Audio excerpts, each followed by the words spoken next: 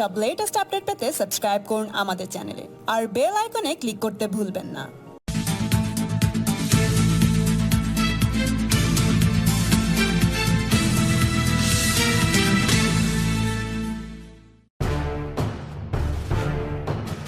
লোকসভা ভোটের আগে রাজ্যে এলেন বিজেপির সর্বভারতীয় সভাপতি অমিত শাহ। বিজেপি প্রার্থী জন বার্লার সমর্থনে শুক্রবার আলিপুরদুয়ারে নির্বাচনী প্রচারে আসেন অমিত। সভামঞ্চ থেকে মমতা বন্দ্যোপাধ্যায় ও তৃণমূল সরকারকে কড়া ভাষায় আক্রমণ করেন তিনি। অমিত বলেন, এই নির্বাচন শুধু দেশ নয়, বাংলার পক্ষে খুবই গুরুত্বপূর্ণ। পাশাপাশি তিনি এটাও জানান, মমতার সন্ত্রাস থেকে কেউ যদি বাংলাকে বাঁচাতে পারেন, সে একমাত্র নরেন্দ্র মোদী। বিজেপি নেতাকর্মীদের উপরে হামলার প্রসঙ্গ তুলে অমিতের হুঁশিয়ারি, আমাদেরকে থামানো যাবে না, যত পারেন গুন্ডা নামান, আমরা জিতবই। আলিপুরদুয়ারকে ধরে বাংলায় এবার 23টি আসন পাবে বিজেপি, বললেন আত্মবিশ্বাসী অমিত। অমিত শাহের বিস্ফোরক অভিযোগ, বাংলায় তৃণমূল কণ্ঠরোধ করছে। বাংলা থেকে তৃণমূলকে উপড়ে ফেলতে হবে বলে হুঙ্কার ছাড়েন বিজেপি সর্বভারতীয় সভাপতি। বলেন, বাংলায় আগামী দিন গণতন্ত্র থাকবে কিনা তা ঠিক করবে এ নির্বাচন। বাংলায় পরিবর্তন আনতে গেলে গলায় জোর আনতে হবে, আওয়াজ তুললেন অমিত শাহ। প্রথম দফা নির্বাচনের আগেই ভোট প্রচারে বাংলায় এলেন বিজেপি সর্বভারতীয় সভাপতি অমিত শাহ। অমিত শাহের সঙ্গে এক মঞ্চে মুকুল রায়, কৈলাস বিজয়বর্গীয় উপস্থিত ছিলেন। সভামঞ্চ থেকে অমিত শাহ আর যা বললেন দেখুন।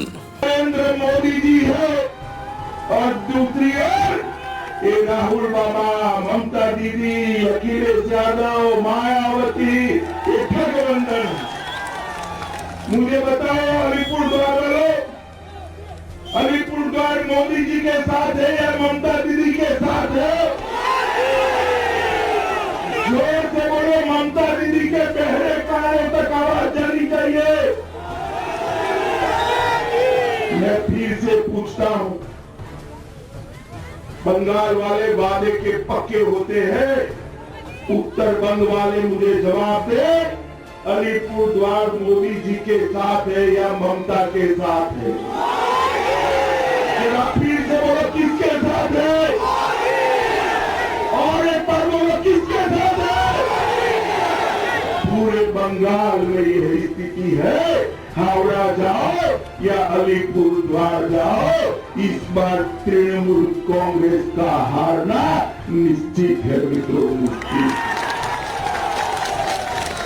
बंगाल के अंदर एक तृणमूल कांग्रेस ने लोकतंत्र को समाप्त करने का काम किया, बंगाल की अस्मिता को समाप्त करने का काम किया है, बंगाल की संस्कृति को भी समाप्त करने का काम तृणमूल कांग्रेस ने किया है मित्रों।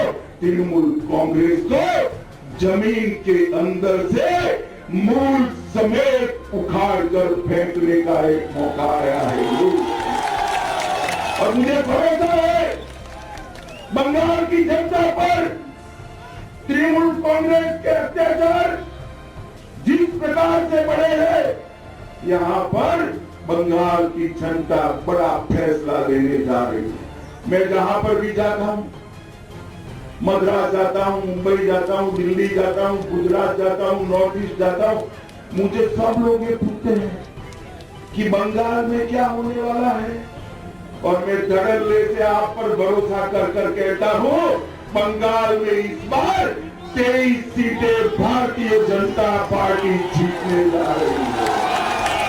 और मैं जब 23 सीटें कहता हूं, 23 सीटें जब मैं कहता हूं, तो हमारे जवान माला को गिन कर 23 सीटें कहता हूं, अलीपुरद्वार को गिन कर 23 सीटें कहता हूं। मित्रों, तृणमूल कांग्रेस पे बंगाल के अंदर कानून और सुन लो भैया, सुन लो भैया, सुन लो कानून और व्यवस्था को समाप्त करने का काम किया है। जिस बंगाल के अंदर एक जमाने में चैतन्य महाप्रभु की कीर्तन सुनाई पड़ते थे, जिस बंगाल के अंदर एक जमाने में रविंद्र संगीत की गूंज, रविंद्र संगीत का मधुर ध्वनि सुनाई पड़ता था, वो बंगाल को बम धमाकों की आवाज से भरने का काम ये ममता दीदी ने। जिस बंगाल के अंदर रामकृष्ण और विवेकानंद संस्कृति का प्रचार करते थे, धर्म का प्रचार करते थे, वो बंगाल के अंदर सरस्वती पूजा और दुर्गा पूजा करने के लिए परमिशन लेनी पड़ती है, परमिशन लेनी। स्कूलों में आप सरस्वती पूजा नहीं कर सकते। मैं आज ममता दीदी को कहने आया हूं, ममता दीदी आपका समय समाप्त हो चुका है। अब यहां पर एक ऐसा शासन होने वाला है, बेरोक बंगाल की कोई भी गली में दुर्गा पूजा करनी है, आपको कोई रोकने वाला नहीं होगा। यहाँ भारतीय जनता पार्टी मित्रों, तृणमूल कांग्रेस 3 प्रकार के टी से ग्रस्त है। 3 टी है, तृणमूल, टोलबाजी टैक्स। कुछ भी करना है टोल देना पड़ता है। कॉलेज में एडमिशन देना है तो टोल टैक्स देनी है। शिक्षक की जॉब लेनी है, तृणमूल के गुंडों को टोल टैक्स देनी है। जन्म का प्रमाण पत्र लेना है, तृणमूल को टोल टैक्स देना है। मृत्यु का प्रमाण पत्र लेना है तो भी तृणमूल को टोल टैक्स देना है। मनरेगा जो मोदी जी भेजते हैं उसका काम लेना है तो भी उसके सरपंच को टोल टैक्स देना है। प्रधानमंत्री आवास जो मोदी जी भेजते हैं वो चाहिए तो भी टोल टैक्स देना पड़ेगा। महिलाओं के लिए शौचालय जो मोदी जी भेजते हैं वो चाहिए तो भी टोल टैक्स देना पड़ेगा। विधवाओं को भी नहीं छोड़ा, विधवा पेंशन के लिए भी टोल टैक्स मांगते हैं। तो मित्रों, किसान क्रेडिट कार्ड चाहिए, कृषि ऋण चाहिए, धान के लिए खरीदी चाहिए, ये सब के लिए टोल टैक्स देना पड़ता है। मुझे लगता है कि ये टोल टैक्स से बंगाल की जनता त्राहिमाम है या नहीं है? सिंडिकेट का संतरास है या नहीं है? अरे आपकी छोड़ो, एक तृणमूल कांग्रेस के सांसद को अपना घर बनाना था, उसको भी सिंडिकेट वालों ने नहीं छोड़ा। आपका तो कहां सवाल है? मुझे बताओ भाइयों, ऐसा राज रहना चाहिए क्या? रहना चाहिए क्या? रहना चाहिए क्या? बदलेंगे? अरे बदलना नहीं है, उखाड़ कर फेंक दो तृणमूल कांग्रेस की सरकार को और यहाँ पर कमल का निशान खिलाइए। कमल संस्कृति और लक्ष्मी का प्रतीक होता है, समृद्धि का प्रतीक होता है।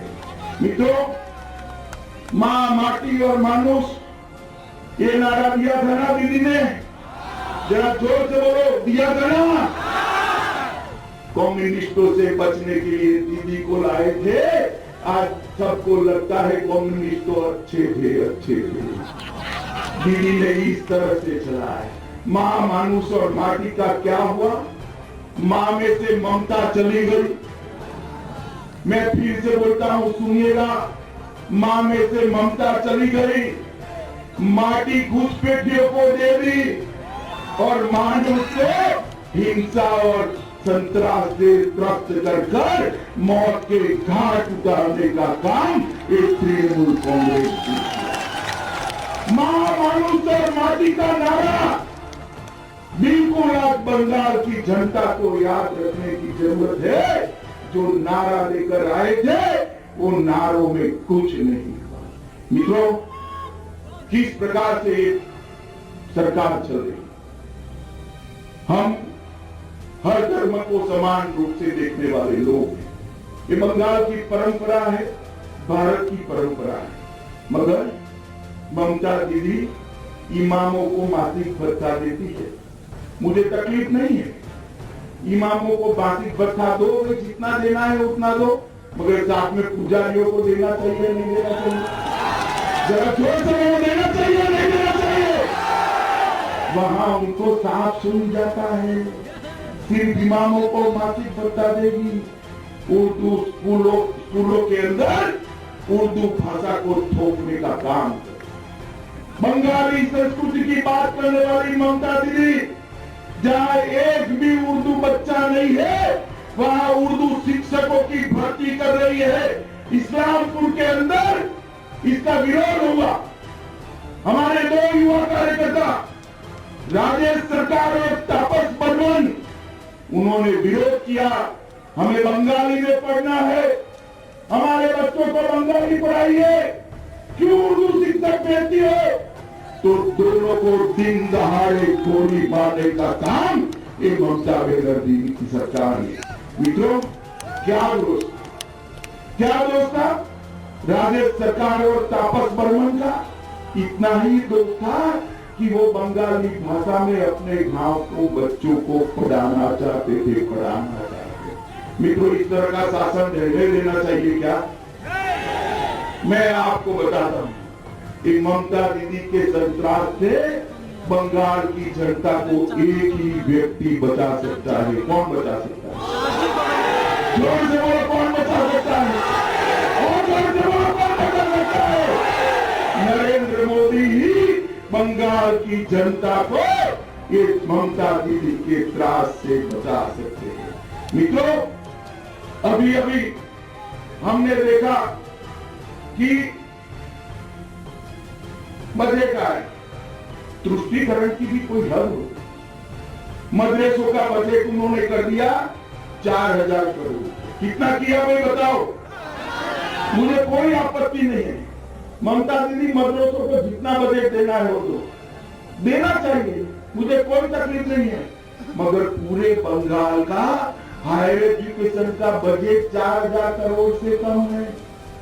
अब बच्चे इंजीनियर बनना चाहते हैं, बच्चे डॉक्टर बनना चाहते हैं, बच्चे आईआईटी में जाना चाहते हैं, उनके लिए बजट नहीं है। रहने दो वहां, रहने दो भी। बच्चे इंजीनियर बनना चाहते हैं, बैठो, कोई कुछ नहीं, वो पानी पी रहे, बैठो।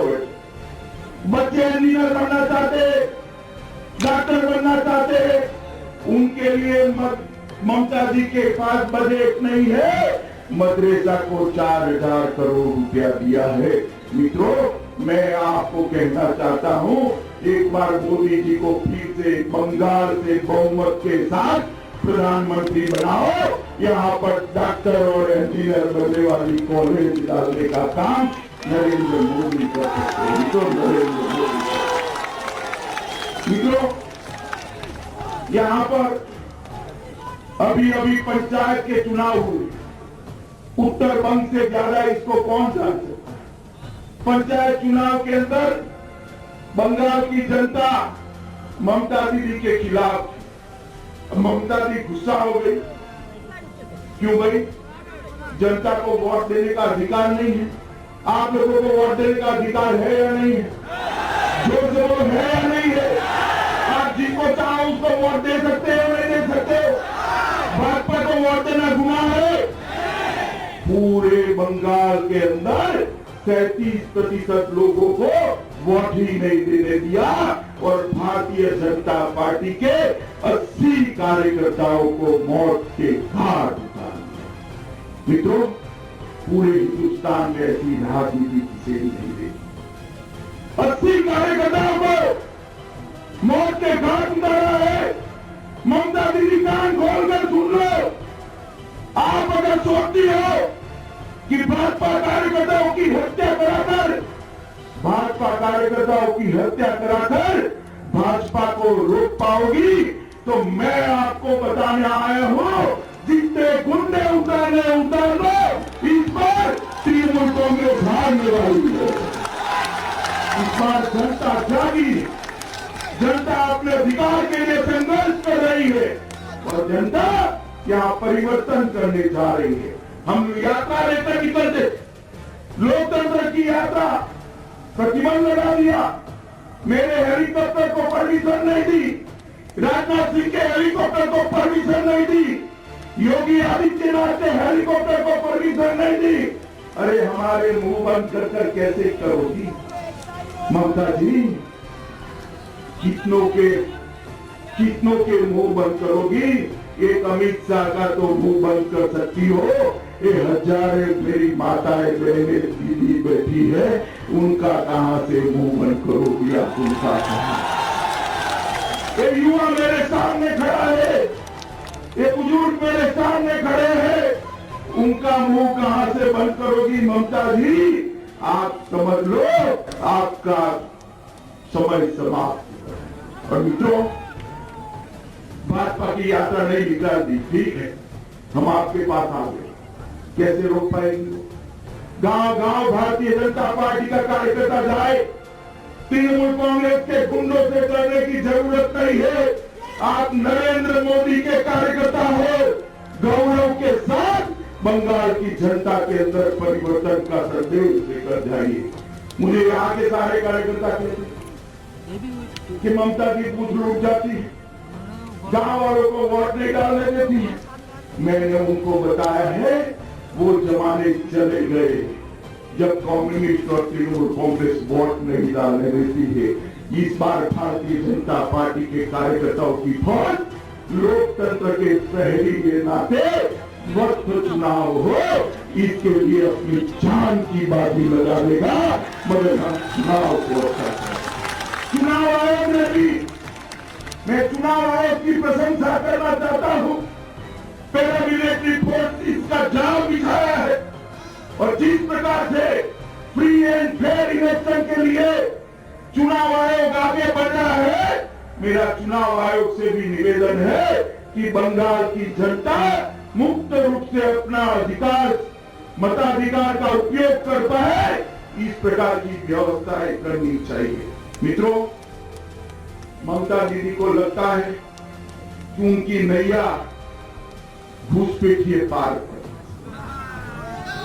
घुसपैठिए पार है। अरे ममता जी, ईद आ रही है, बकरे की मां कितने दिन खैर बनाएगी?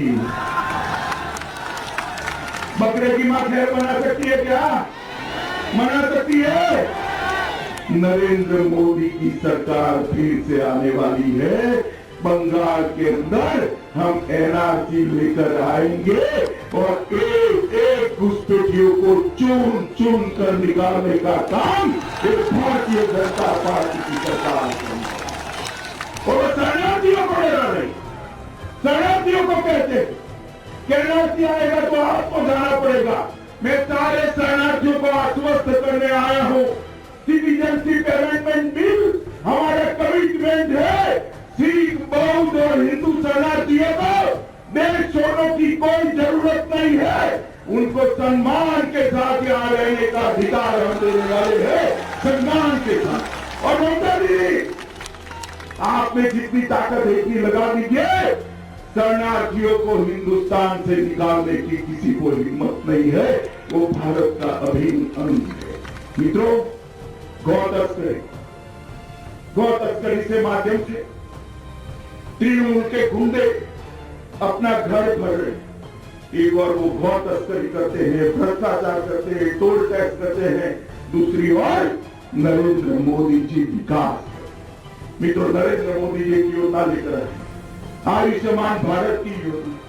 आयुष्मान भारत योजना के तहत देश के 50 करोड़ गरीबों को 5 लाख तक का सारा खर्चा, ऑपरेशन हो, बीमारी हो, हॉस्पिटलाइजेशन हो, भारत सरकार उठाने वाली है। कितना उठाने वाली है बोलो भैया?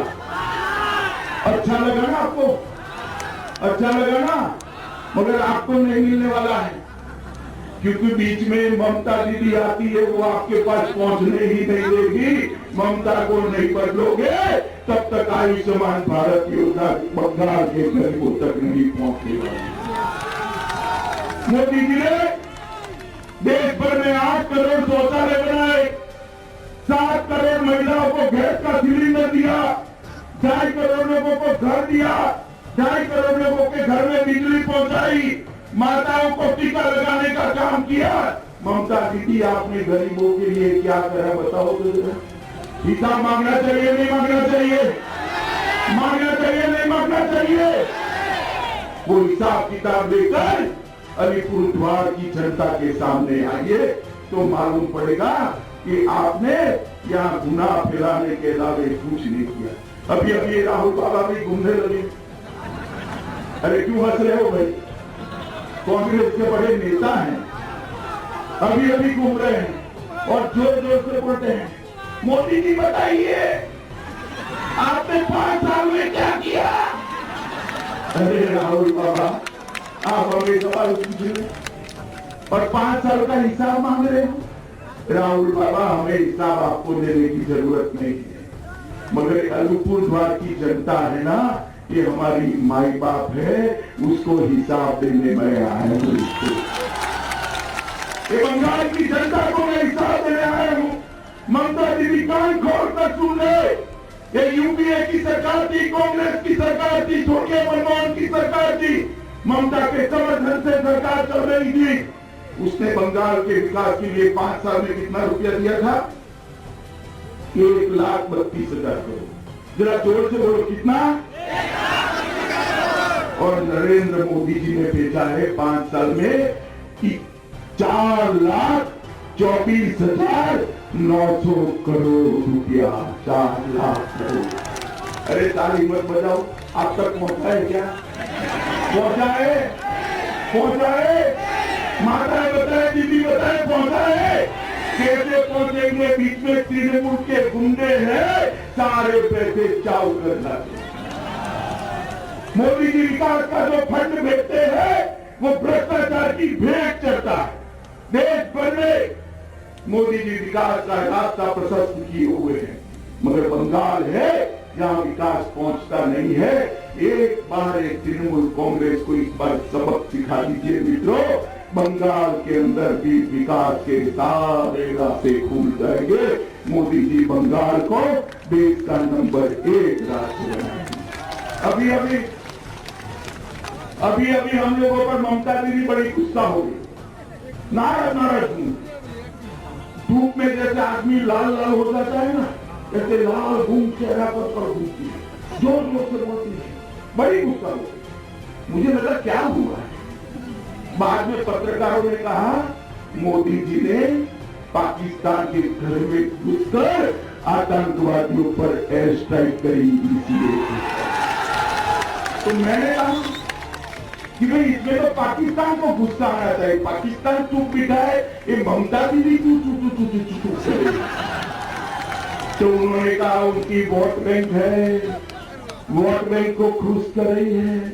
मुझे अलीपुरद्वार वालों बताओ जरा, 40 जवानों पर हमला कर मौत के घाट उतार दिया पुलवामा में पाकिस्तान के आतंकवादियों को, उनको दंड देना चाहिए या नहीं? उन पर बम बरसाने चाहिए नहीं बरसाने चाहिए? एयरस्ट्राइक करनी चाहिए नहीं करनी चाहिए? आतंकवादियों को मुंह तोड़ जवाब देना चाहिए नहीं देना चाहिए? पाकिस्तान को मुंह तोड़ जवाब देना चाहिए नहीं देना चाहिए? अभी ममता दीदी ना बोल रही है, हम क्या करें? चिंता मत करिए, चाहे ममता हो, अखिलेश हो, राहुल बाबा हो, वो बातचीत करने की सलाह कर रहे हैं। मैं आपको आश्वस्त करने आया हूं मित्रों, नरेंद्र मोदी सरकार, भाजपा सरकार आतंकवादियों को छोड़ेगी नहीं। पाकिस्तान की ओर से गोली आएगी, यहां गोले से जवाब दिया जाएगा, ईद का जवाब पत्थर से दिया जाएगा। मित्रों, ये भारत का अपनी स्वरक्षा का अधिकार, अभी अंतरिक्ष के अंदर उपग्रह को हमारी मिसाइल से तोड़ दिया। दुनिया में 3 ही देश ऐसे थे, 3 ही देश थे जिनके पास ये सिद्धि थी, अब भारत को मिली। अलीपुरद्वार वालों, आपको खुशी हुई या नहीं हुई? खुशी हुई या नहीं? ममता दीदी कहती अभी क्यों किया, बाद में करना था। ममता दीदी, आपको चुनाव हारने के लिए इन मिसाइल अटैक से उपग्रह तोड़ने की जरूरत नहीं है। बंगाल की जनता का मिसाइल आप पर गिरने वाला है और कोई मिसाइल की जरूरत नहीं। मित्रों, इन लोगों के लिए देश महत्वपूर्ण नहीं है, देश की सीमाओं की सुरक्षा महत्वपूर्ण नहीं है, इस लोगों के लिए आतंकवादियों का सफाया महत्वपूर्ण नहीं है।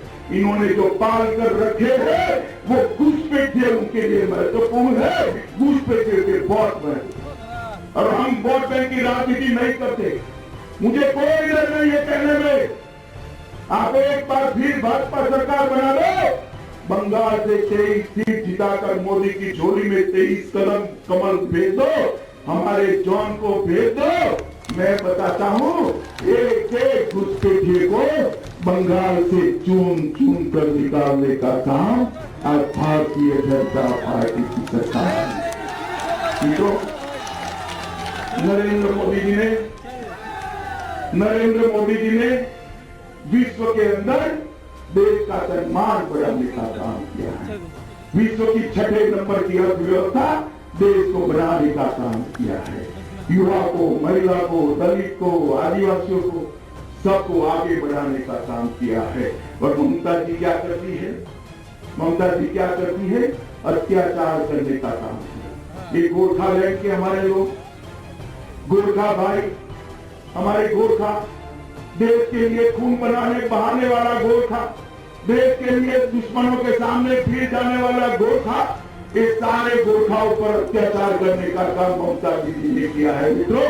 मगर मैं आज कहने आया हूँ गोरखा भाइयों बहनों को, आप चिंता मत करो, भारतीय जनता पार्टी चट्टान की तरह गोरखा भाइयों बहनों की साथ खड़ी है।